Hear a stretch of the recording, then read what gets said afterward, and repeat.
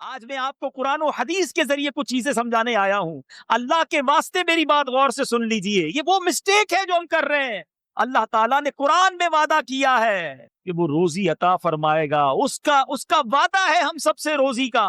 یاد رکھیے, ہم جس طرح موت تلاش کر کے ملتی ہے نا, اس طرح رزق بھی مجھے اور آپ کو تلاش کر کے ملے گا. ایک دانہ بھی کم نہیں ملے گا. میں صبر کروں, جو میرے نصیب میں ہے وہ مجھے مل کر رہے گا. ایک بار مولا علی کرم اللہ تعالی وجہ الکریم نماز پڑھنے مسجد میں تشریف لے گئے. سمجھیے بات, جو لوگ کہتے ہیں نا جناب 2 نمبر کا کام کروں گا تو پیسے زیادہ ملیں گے, مولا علی نماز پڑھنے مسجد میں گئے. ایک شخص کو اپنا لباس رکھوا کر گئے کہ یہ رکھو, میں نماز پڑھ کے آ. آپ جب نماز پڑھ کے آئے تو بندہ غائب, آپ کا لباس لے کر چوری کر گیا. آپ کو بڑا افسوس ہوا. تھوڑا آگے گئے تو وہی لباس ایک دکان پر لگا ہوا تھا. آپ نے فرمایا کہ یہ تمہارے پاس کہاں سے آیا؟ کہ ابھی ایک بندہ آیا اور 2 درہم کا بیچ کر گیا ہے. آپ نے بڑے افسوس کا اظہار کیا اور فرمایا اللہ تعالیٰ نے یہ 2 درہم اس بندے کے لیے حلال کے رکھے تھے. جب میں نماز کے لیے گیا تھا میں نے دل میں تمنا کی تھی کہ 2 درہم تحفے میں پیش کروں گا, مگر اس بندے نے جلدی کی, چوری کر کے وہی 2 درہم حرام کے کمائے. اے سود کا کام کرنے والو, اے جھوٹ بول کر کاروبار کرنے والو, اے ملاوٹ کا کاروبار کرنے والو, اے دھوکہ دے کر پیسے کمانے والو, صبر کرو. جو تمہارے نصیب میں ہے وہ حلال ذریعے سے تمہیں ملنا. اللہ کو ناراض کر کے نہ کمانا, یہ حرام بربادی لائے گا, بیماریاں ساتھ لائے گا, پریشانیاں ساتھ لائے گا. اصل ایک پرابلم اور ہے, ہم اصل پہ برکت کا کانسیپٹ کچھ اور سمجھتے ہیں. ہم سمجھتے ہیں یار برکت اس کے پاس ہے جس کے پاس پیسہ زیادہ ہے, جو زیادہ امیر ہے, بڑے نوکر چاکر ہیں, بڑی گاڑیاں ہیں, وہ برکت والا. یہ بڑی غلطی ہے ہماری. ایک جملہ یاد کر لیجئے, برکت جو ہے نا وہ کوانٹٹی میں نہیں ہے, برکت کوالٹی میں ہے. برکت تعداد میں نہیں ہے, برکت معیار میں ہے. اب کسی کے پاس کروڑوں روپے ہیں, بڑی گاڑیاں ہیں, مگر حرام کے ہیں, نہ رات سکون سے نیند آتی ہے, نہ بچے فرما بردار, روز گھر میں لڑائی جھگڑے ہیں اور طرح طرح کی بیماریاں ہیں. بتاؤ کیا یہ برکت ہے؟ تھوڑے پیسے ہوں, حلال کے ہوں, سکون کی نیند آتی ہو, گھر میں کوئی پریشانی نہ ہو, بچے سارے نمازی فرما بردار ہوں. مجھے بتائیے برکت میں کون ہے؟ معیار زندگی برکت ہے. اور خدا را اللہ پر بھروسہ کرنا سیکھیے.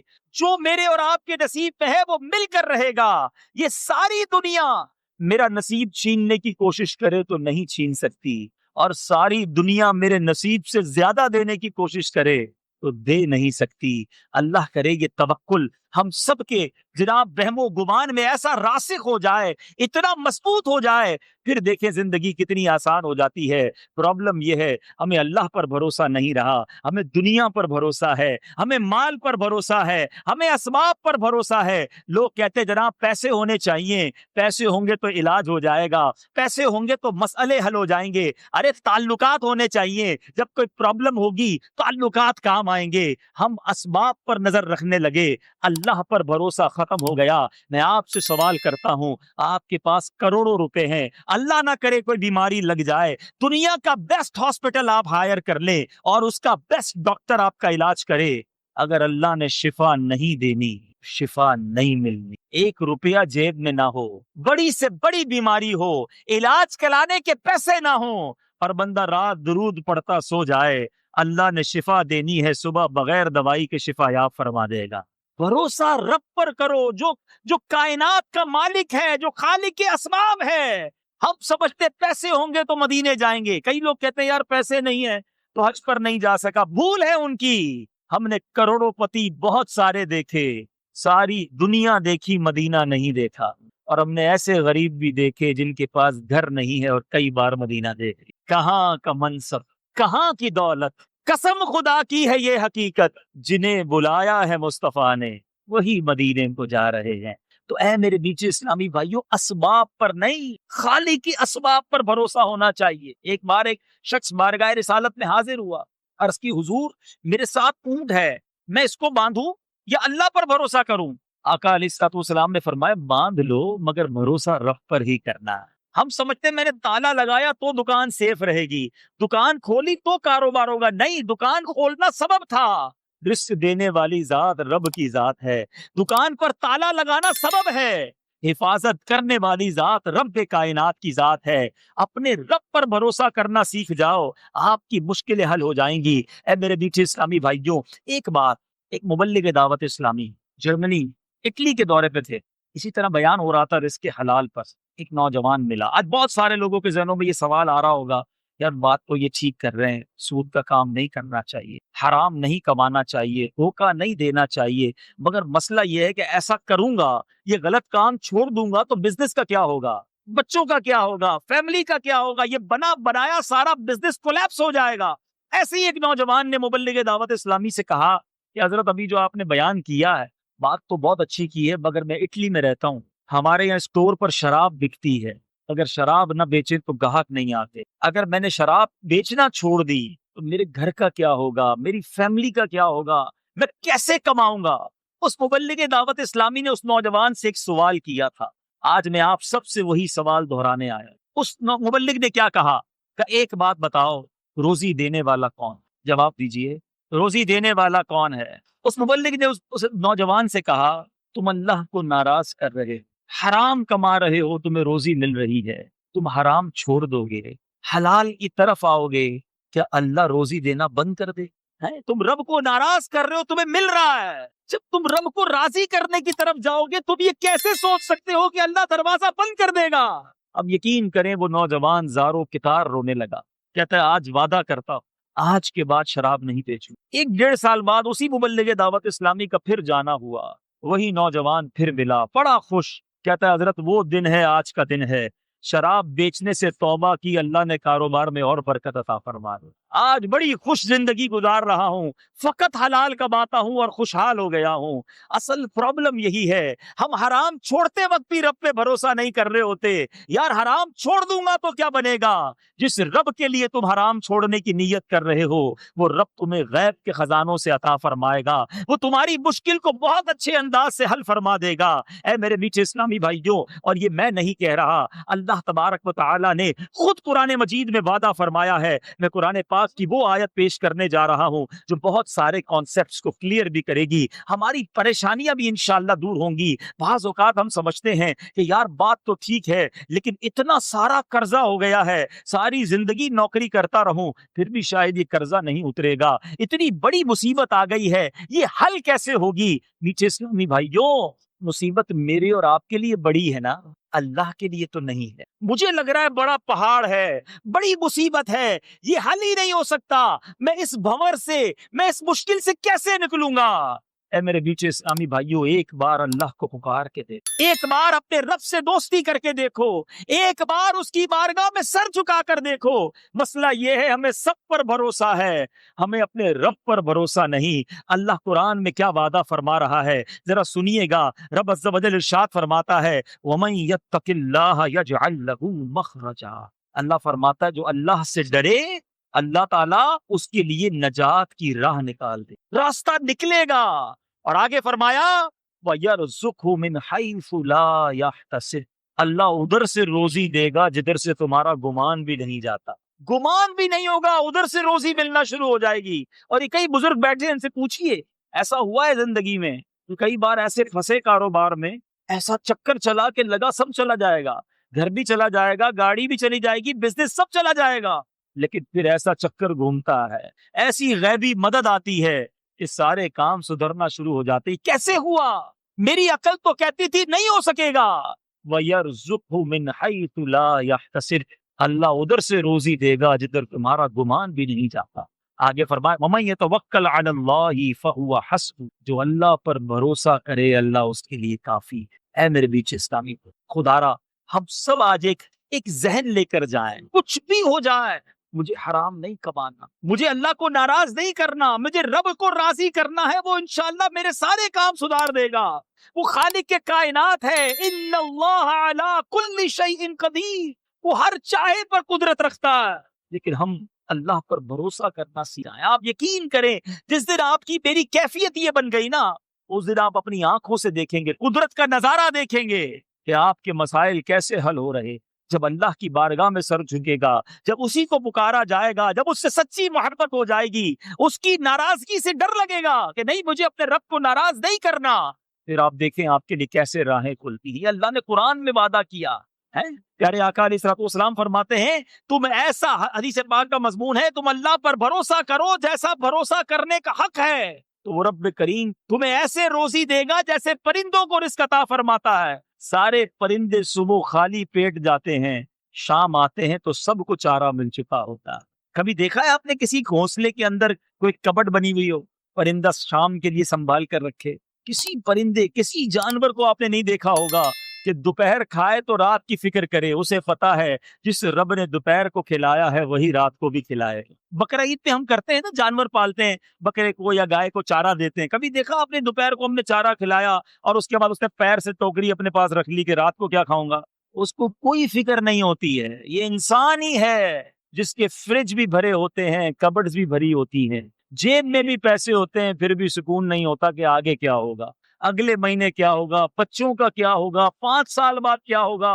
اللہ کے بندے، رزق کا وعدہ رب کا ہے، اس کی فکر چھوڑ دے. مغفرت کا وعدہ نہیں ہے، اس کی فکر شروع کر دے. گارنٹی نہیں ہے ہم میں سے کون بخشا جائے گا، مگر اس کی کسی کو فکر نہیں. ڈاکٹر کے پاس کبھی بیٹھ کر دیکھیے گا، بہت سارے بلڈ پریشر کے اور بے سکونی کے لوگ آئیں گے، حضور بڑی ٹینشن ہے، بلڈ پریشر ہو گیا، شوگر ہو گئی، ٹینشن کیا ہے؟ کاروبار کا. کوئی ایک بندہ ڈاکٹر کے پاس نہیں آتا کہ اس ٹینشن میں نیند نہیں آتی کہ بخشا جاؤں گا کہ نہیں بخشا جاؤں، قبر جنت کا باغ بنے گی کہ نہیں. ارے جس چیز کی فکر کرنے کی حاجت تھی وہ چھوڑ دیا، اور جس کی فکر کی حاجت نہیں تھی ہم اس کی فکروں میں لگ گئے. توکل کیجیے، بھروسہ کیجیے. ہمارے بزرگان دین اپنے بچوں کو کیسے توکل سکھاتے. ہم تو آج سے بچے کو اینٹی توکل بناتے ہیں کہ بیٹا دیکھو مال ہوگا تو زمانے میں ترقی کرو گے، پیسے ہوں گے تو آگے بڑھو گے. ارے بچے کو یہ سکھائیں اللہ راضی ہوگا تو دنیا بھی اچھی ہو جائے گی، آخرت بھی اچھی ہو جائے گی. حضرت احمد بن حرب، تذکرۃ الاولیاء میں یہ واقعہ موجود ہے. حضرت احمد بن حرب رحمۃ اللہ تعالی علیہ، انہوں نے اپنے بچے کو کیسے ٹرین کیا. اپنے بچے کو کہتے بیٹا دیکھو جب بھی کھانا کھانا ہونا، ایک سوراخ ہے، اس سوراخ کے پاس روزانہ جانا اور جا کر دعا کرنا، یا اللہ کھانا دیتے، یا اللہ کھانا دیتے. اور اپنی زوجہ سے فرمایا کہ جب بیٹا دوپہر کو دعا کرے پیچھے سے کھانا رکھ دینا، رات کو بھی اسی طرح کھانا رکھ دینا، تاکہ اس کی پریکٹس ہو، یہ اللہ سے مانگے، اس کو اندازہ ہو جائے کہ رب روزی دینے والا ہے. یہ روز ایسا ہی ہوتا، تو دعا کرتا، آپ کی زوجہ کھانا رکھ دیتی، رات کو دعا کرتا پھر کھانا رکھ دیتی، کنٹینیو چلتا رہا معاملہ. کچھ عرصے کے بعد وہ دعا کرنے کا وقت آ گیا، آپ کی زوجہ کہیں مصروف ہو گئی، بھول گئی. اچانک یاد آیا کہ ارے یہ تو بچے کے کھانے کا ٹائم تھا، دوڑتی بھی گئی تو دیکھا وہ بچہ اپنے کھانے میں مصروف ہے، بڑے اچھے اچھے کھانے کھا رہا ہے. تو آپ کی زوجہ نے کہا بیٹا کھانا کدھر سے آیا؟ کہا ماں جی روز اللہ کی طرف سے آتا تھا، آج بھی اللہ نے دیا ہے. وہ پریشان ہو گئی. حضرت احمد بن حرب رحمۃ اللہ تعالی کے پاس آئیں کہ حضور کمال ہو گیا، آج میں کھانا دینے میں تاخیر ہو گئی، لیٹ ہو گئی، اور اس کو کھانا پہلے سے ہی مل گیا.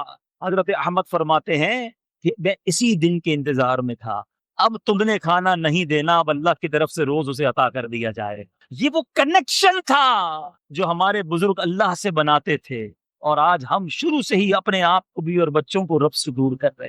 ایسا نہ کی، اللہ سے دوستی کیجیے اور یقین رکھیے جب بھی حرام روزی سامنے آئے، ایک بڑی اچھی ڈیل آتی ہے سامنے، یار بڑا منافع ہے، بڑا زبردست نفع ہے، ارے تھوڑے دنوں میں پیسے ڈبل ہو جائیں گے، اس وقت کیوں کوسچن مارک پہلا ذہن میں نہیں آتا کہ حلال ہے یا حرام؟ ڈبل نہیں، 100 گنا ہو جائیں، میں تھوکوں گا بھی نہیں ایسے پیسے پر جو حرام ہو، جو روزی مجھے جہنم میں لے جائے وہ میرے کس کام کی ہے؟ آج ہم اس حالت میں آ گئے. میرا یہ بیان بعد میں اسلامی بہنیں، گھر کی خواتین سنیں گی، میں ان کے آگے بھی ہاتھ جوڑتا ہوں کیونکہ حدیث پاک سنانے جا رہا ہوں. میرے آقا علیہ الصلوۃ والسلام فرماتے ہیں جس کا مضمون ہے ایک زمانہ ایسا آئے گا کہ بندہ اپنے گھر والوں کے ہاتھوں ہلاک ہوگا. بیوی بچے نہیں ہوں گے تو ماں باپ کے ہاتھوں ہلاک ہوگا، ماں باپ نہیں ہوں گے تو رشتہ داروں کے ہاتھوں ہلاک ہوگا. عرض کی گئی حضور کوئی اپنے گھر والوں کے ہاتھوں بھی ہلاک ہوتا ہے، اس کی کیا وجہ ہے؟ آقا علیہ الصلوۃ والسلام نے دیکھو 1450 سال پہلے فرما دی کہ گھر والے اسے آر دلائیں گے، اس کی تنگ دستی کی وجہ سے اسے شرم دلائیں گے، اور وہ گھر والوں کو راضی کرنے کے لیے حرام کمانے میں لگ جائے. آج ایسا ہی ہوتا ہے، بیوی کہتی ہے تم نے کیا ہی کیا ہے، देखो फला रिश्तेदार कितनी तरक्की कर गए, अभी तक तुम्हारे पास तो मोटरसाइकिल है, उन्होंने गाड़ी ले ली। देखा नहीं तुमने अपने बच्चे की शादी कितनी आलीशान की, कितना बड़ा फंक्शन किया, कितने किस्म के खाने खिलाए। देखो डाका डालना हो, चोरी करना हो, कुछ भी करो, हमें भी ऐसी ही शादी करनी है। मैं नहीं जानती, मुझे ये कीमती लिबास सिलवाना है, मुझे ये वाला सोने का सेट चाहिए। ऐ मेरी इस्लामी बहनों, खुदारा कभी अपने शौहर को, अपने वालिद को, अपने भाई को ये ताना मत देना, कहीं ऐसा ना हो तुम्हारा प्रेशर देने की वजह से वो चोरी के अंदर पड़ जाए, वो डकैत बन जाए, वो सूद का काम करने वाला बन जाए, तुम्हें भी जहन्नम में ले जाए और खुद भी जहन्नम में चला जाए। आज बहुत सारे चोर डकैत इसीलिए डकैत बनते हैं, चोरी करने वालों को पकड़ो तो वो कहते हैं कि घर वाले रोज ताना देते थे, अब किधर से फरमाइशें पूरी करता, इसलिए जनाब मैंने चोरी शुरू कर दी। आओ मैं बताता हूं पहले की खवातीन कैसी थी। किताबों में लिखा है जब मर्द घर से निकलता था तो घर की खवातीन कहती, देखो हम थोड़े रिस्क पर राजी हो जाएंगे, मगर खुदा के लिए हराम कमा कर मत लाना, हम जहन्नम की आग में नहीं जा सकेंगे। अल्लाह अकबर, ये थी खवातीन पहले की। बल्कि मैं तो अपनी बहनों को एक और मैसेज देना चाहता हूँ, जब घर में देखें ना अचानक रेल पेल शुरू हो गई है, अचानक अच्छी अच्छी चीजें आने लगी हैं, पैसा ही पैसा आने लग गया है, तो आपको ख्याल रखना है कि कहीं आपके घर में जो मर्द कमाने वाला है वो कोई गलत काम करने तो नहीं लग गया। ये अचानक से कैसे बाहर आ गई? अब जनाब आप भी खुश हैं कि किधर से भी आ रहा है, आने दो, नया घर बन गया, रंग भी हो गया, गाड़ी भी आ गई, थोड़े अरसे बाद शौहर जेल में चला गया। इससे बेहतर था पहले अलार्म बज जाता, पहले रोक लिया जाता कि ये किधर से ला रहे हो, हमें हराम नहीं चाहिए। अल्लाह करे कि चाहे हम मर्द हों या हमारी खवातीन हों, सबका एक जहन बन जाए, हमने फकत हलाल कमाना है। अपने बयान को इख्तिताम की तरफ लाते हुए एक और ईमान अफरोज वाकया, ताकि मजीद ये ख्याल रासिख हो जाए कि जो मेरे नसीब में है मुझे मिलकर रहेगा। अल्लाह करे यकीन ऐसा हो जाए कि कुछ भी हो जाए मेरे सामने हराम आए, मैं उसे दुलगार दूं, उससे दूर हो जाऊं। एक बार इमाम अहले सुन्नत मौलाना शाह इमाम अहमद रजा खान अलैहि रहमतुर रहमान से एक सवाल हुआ कि हुजूर ये बताइए कि जो ये लिखा है, मशहूर बात है, दाने दाने पे लिखा है खाने वाले का नाम, क्या ये सच्ची बात? आला हजरत से सवाल। इमाम अहले सुन्नत फरमाते हैं ये तो बिल्कुल सच है, बल्कि आपने एक स्टेप और आगे बताया कि सिर्फ दाने पर नहीं बल्कि दाने के हर जर्रे पर लिखा होता है कि ये किसने खाना है। और आपने इसको मिसाल से समझाया, मिसाल के तौर पे चावल का अगर आटा बना दिया जाए या गेहूं का जो आटा होता है, गेहूं तो बड़ा होता है, अब जब आटा बनेगा तो उसके बहुत सारे जर्रे हो जाएंगे, उस जर्रों से रोटी बनती है। अब एक ही गेहूं के जर्रे बहुत सारी रोटियों में जा सकते हैं। आपने फरमाया अब रोटी के भी टुकड़े होते हैं, आपने एक टुकड़ा किसी को दिया, एक आपने खाया, जो जर्रा आपके पेट में जाना है आला हजरत फरमाते उस पर भी नाम लिखा होता। फिर आपने एक वाकया सुनाया, फरमाते हैं बांग्लादेश के लोग जो बंगाली होते हैं वो चावल बहुत शौक से खाते।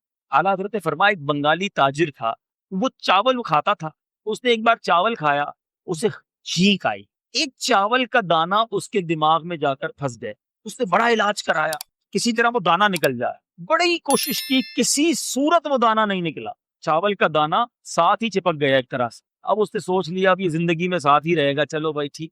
कुछ सालों के बाद वो बंगाली ताजिर मक्का मुकर्रमा पहुंचा, काबे शरीफ के जब सामने पहुंचा उसे एक जोरदार छींक आई, जैसे ही छींक आई वही दाना निकलकर काबे के फर्श पर मताफ पर गिरा। आला हजरत लिखते हैं एक कबूतर आया, आकर वो दाना उठाकर ले गया। फरमाते हैं उस दाने पर उस कबूतर का नाम लिखा था।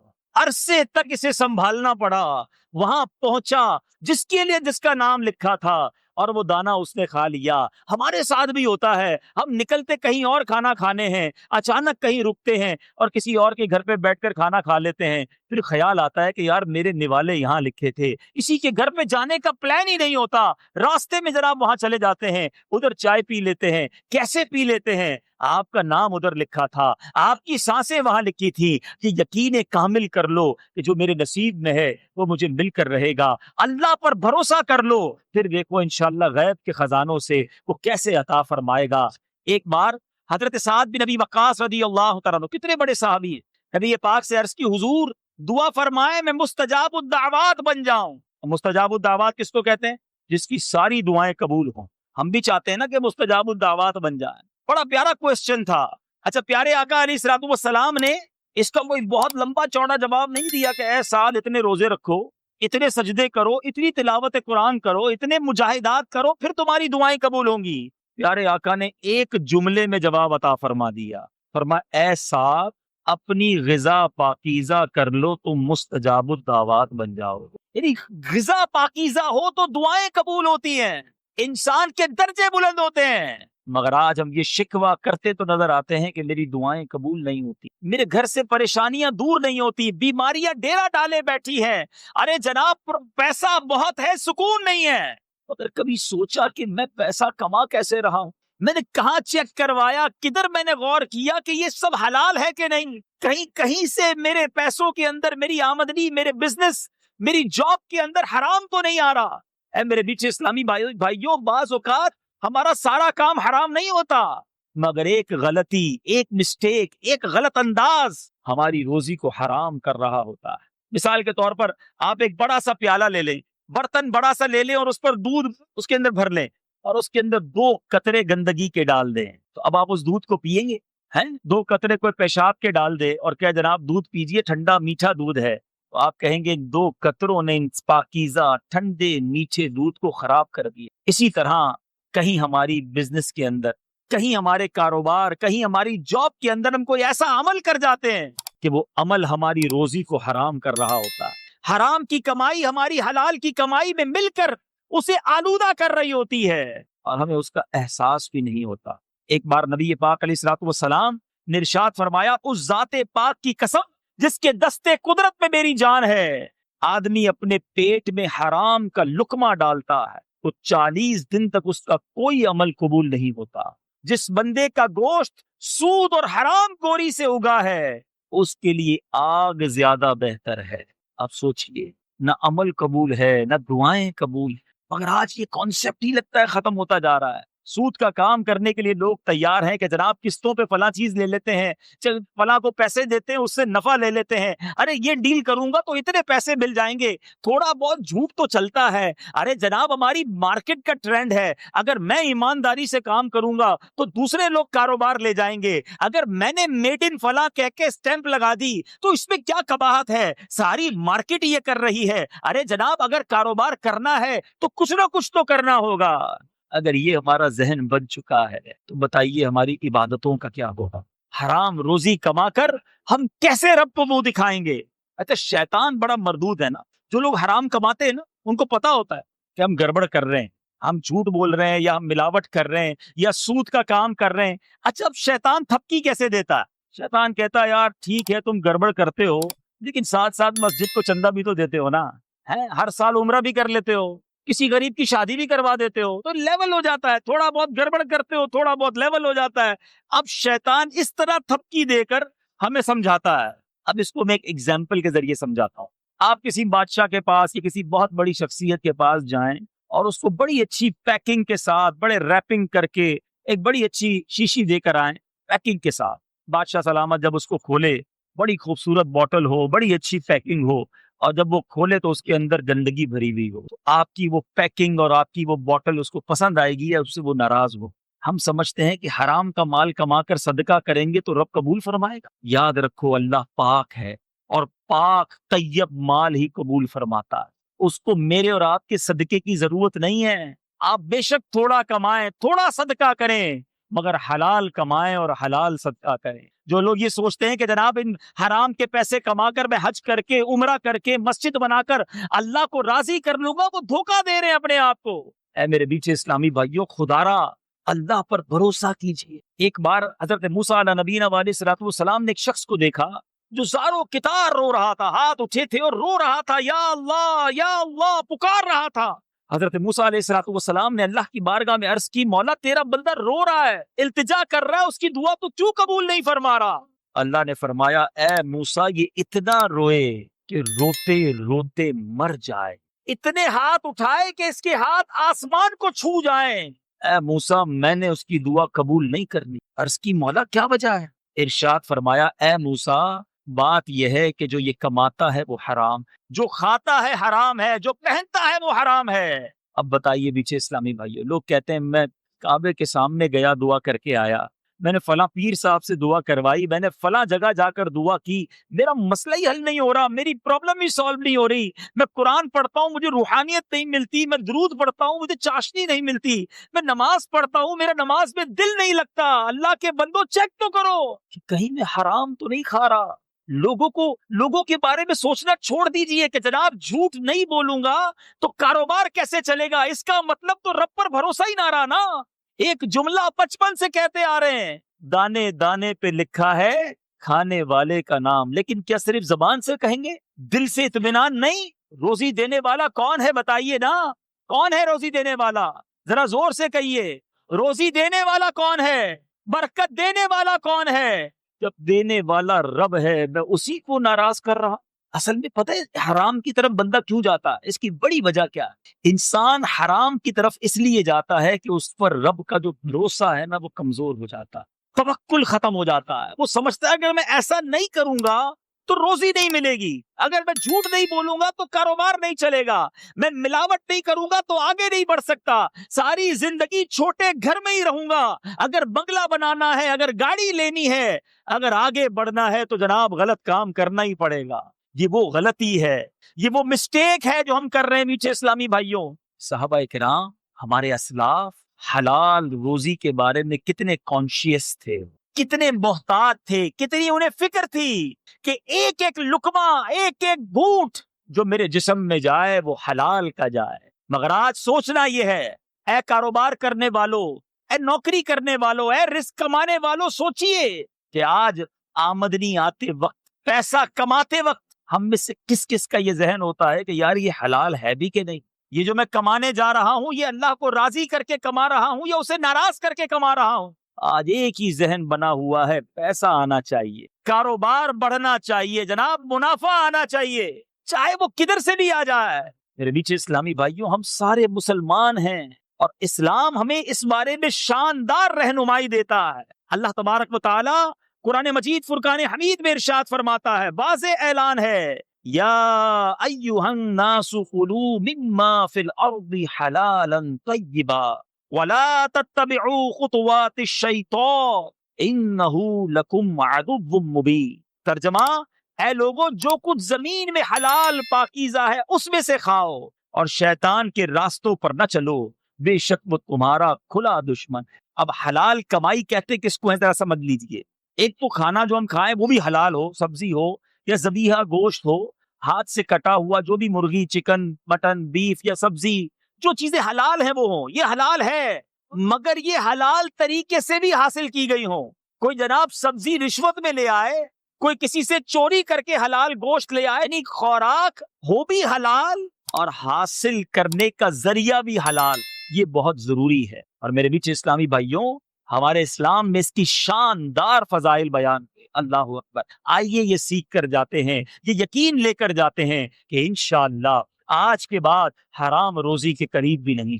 آج ایسی نیت کرو کہ شیطان بھی ادھر سے بھاگ جائے. آج کے بعد حرام روزی کے قریب بھی نہیں جائیں گے, سود کا کاروبار بالکل نہیں کریں گے, ہمیشہ حلال روزی کمائیں گے. اور سب سے اہم فرض نماز ہے. پکی نیت کر لیں کہ آج کے بعد ہماری کوئی نماز قضا نہیں ہوگی. اتنے سارے مل کر بھی اتنا کمزور نعرہ لگاتے ہیں, ایسا نعرہ لگاؤ کہ شیطان بھاگ جائے. آج کے بعد ہماری کوئی نماز قضا نہیں ہوگی, فلمیں ڈرامے نہیں دیکھیں گے, گانے باجے نہیں سنیں گے, اب باقی زندگی نبی پاک کی سنت کے مطابق گزاریں گے. الحمدللہ.